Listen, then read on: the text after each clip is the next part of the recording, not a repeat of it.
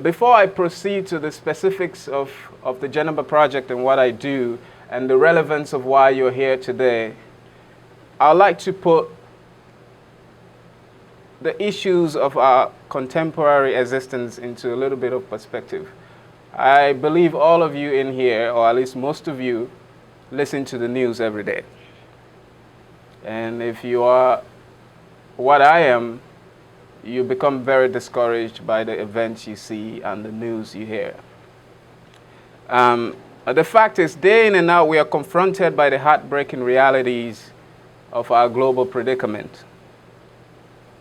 While globalization permits us to share the advantages of interconnectivity and interdependence, we cannot refuse to share the responsibility for some of the little bloody fingers that patch our garments in sweatshops abroad, and the blood diamonds that bind our romantic unions.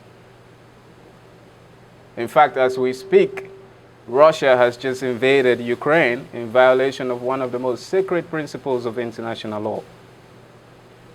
Christians in the Central African Republic have cast away biblical teachings and are chasing each other in a bloody campaign, and that has taken the lives of so many people. In Lampedusa in Europe, many Africans continue to drown in pursuit of a second chance in Europe. And of course, the HIV/AIDS tragedy persists. And climate change, as we know it, remains an unappealing debate in global parliaments.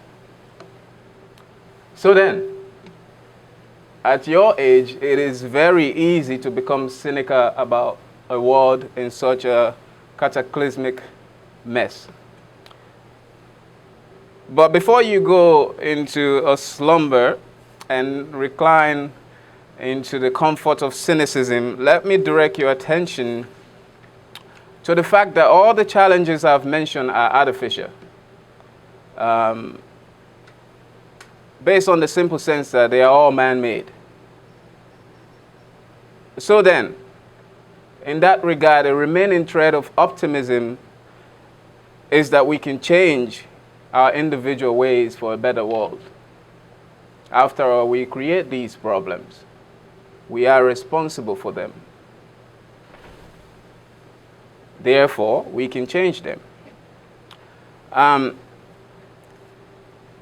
of course, those who reject this mandate merely on the premise that they are just individuals will betray the legacy of that Indian Mahatma, who Sir Winston Churchill allegedly referred to as a half-naked fakir, but who put up one of the fiercest nonviolent resistance against His Majesty's empire. Or the preacher man of the American Civil Rights Movement, who dreamed that the test of our humanity shall no longer be determined by the pigment of our skin, but by the content of our individual characters.